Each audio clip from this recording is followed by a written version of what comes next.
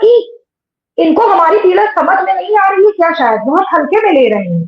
यहाँ तो हम एक एक दिन एक एक घंटा काटते हैं, आज का दिन बीता, अब शायद कोई आदेश आ जाए, अब शायद कोई आदेश निकल। जो भी मीटिंग होती है सुबह से न्यूज पर लोग टकटकी निगाह रखते हैं कि इस मीटिंग में शायद अब अनुदेशक का नाम आए, शायद अब शिक्षा मित्र का नाम आए। जो भी अखबार में न्यूज निकलती है, अभी निकल रही थी कि इन संविदा कर्मियों को पक्का कर दिया जाएगा और आउटसोर्सिंग बढ़ती, सब ढूंढ रहे थे कि दो शब्द कहीं दिख जाए, अनुदेशक दिख जाए या शिक्षा मित्र दिख जाए।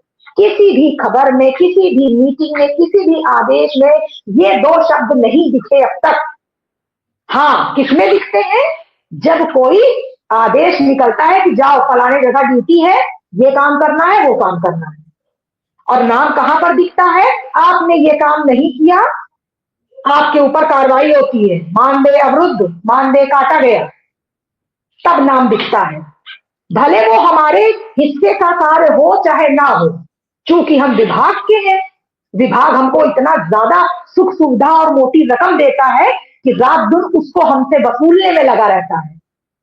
भाई सीधी सी बात, हम तो अंशकालिक अनुदेशक हैं, कायदे अनुसार तो हमको अंशकाल रहना चाहिए। आप तो हमसे पूर्णकालिक काम ले रहे हैं, मानदेय आप हमको अंशकाल का दे रहे हैं, ओवर टाइम आप हमसे ले रहे हैं, ओवर टाइम का पैसा भी नहीं दे रहे हैं, उसके बाद भी एक्स्ट्रा ओवर टाइम, यहां ड्यूटी लगाओ वहां ड्यूटी लगाओ, कोई बीमार हो गया, कोई नई ड्यूटी पर जा रहा है, सीधे मानदेय आपने काट दिया। ये भी आप नहीं सुन रहे हैं कि वो हमारा काम नहीं था। अगर हम किसी कारणवश नहीं कर पाए, नहीं हाजिर हो पाए, तब आप क्यों कार्रवाई कर रहे हैं? लेकिन नहीं, आप तो सवाल जवाब भी नहीं कर सकते हैं, अधिकारी के सामने आप बोल नहीं सकते हैं, अधिकारी आपके साथ चाहे जैसा बर्ताव करे, आप उससे बोल भी नहीं सकते हैं। हम उनके नौकर हैं, हम बंधुआ मजदूर हैं, जो चाहो हमसे करवा लो, बोल नहीं सकते हैं। क्या संविदा का नियम यही है? हाँ, आप सारी चीज तो बदले दे रहे हैं कि जिससे कि हमें अंग्रेजों की याद ना आए। ये संविदा शब्द, ये संविदा की नौकरी किसकी देन है? ये अंग्रेजों ने शोषण करने के लिए भारतीयों के ऊपर लागू किया था। सारी चीज अंग्रेजों की आप बदलते जा रहे हैं, छोड़ते जा रहे हैं, बहुत अच्छी बात है, लेकिन जो ये शोषण और अत्याचार है, इसको आप सबसे पहले हटाइए। इसको आप क्यों नहीं हटा रहे हैं? ये भी तो अंग्रेजों की देन है। लेकिन नहीं। बिल्कुल जी बिल्कुल सर, ठीक बिल्कुल ठीक कह रही हैं। मेरे साथ एक शिक्षा मित्र ने एक जिला बेसिक शिक्षा अधिकारी बिजनौर के कार्यालय की एक तस्वीर भेजी है,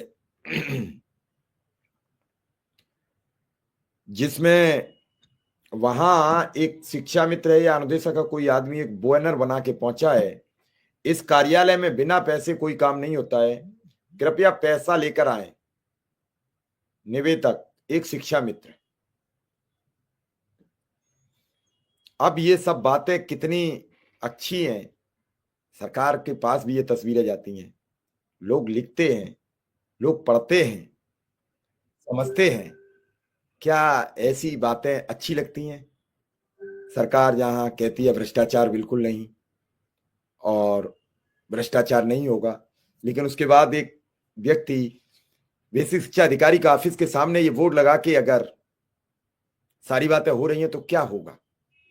बात स्मृति की, गुस्सा की नहीं है, बात राकेश जी की समस्या की नहीं है, बात है तो सिर्फ और सिर्फ कि किस तरीके से लोगों की मदद हो, और मदद तभी होगी जब सरकार करेगी। सरकार, चुनाव आता है तो दूसरे तरीके की बात करती है, चुनाव चला जाता है फिर वो सोचते हैं चलो अब कुछ दिन के लिए अभी शांति हो जाती है। लेकिन जिस हिसाब से इस बार की कुछ लग रही है तो शायद कुछ हो जाए।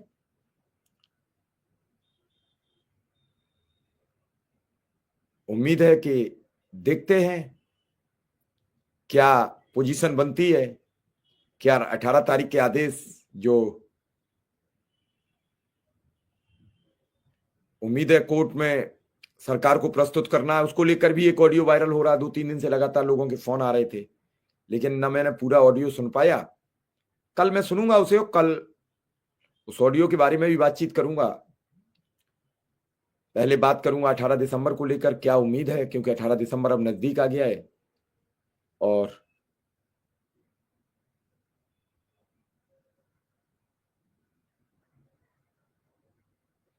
जिस तरीके से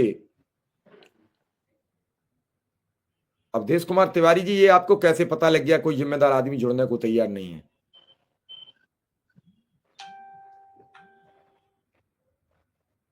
सबके अपने अपने काम होते हैं, कोई एक आध दिन इधर उधर भी होता है, कोई कहता हम कल जुड़ेंगे, हम ही 2-3 दिन से गायब थे, जैसे तैसे काम कर रहे थे। तो चलिए, आप सबका फिलहाल धन्यवाद, क्योंकि गला भी काम नहीं कर रहा है।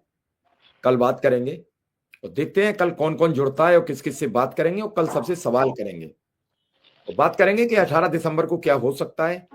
18 दिसंबर को लेके बड़ी उम्मीदें हैं। आज 6 तारीख हो चुकी है, कल 7 तारीख होगी, तो निश्चित रूप से लोगों के लिए कुछ राहत भरी खबर मिले, कुछ अच्छा हो, इसी शुभकामनाओं के साथ आप सबसे विदा लूंगा। स्मृति जी बहुत बहुत आभार, और राकेश जी बहुत बहुत धन्यवाद सर। पर रहें, जैसे ही ईमान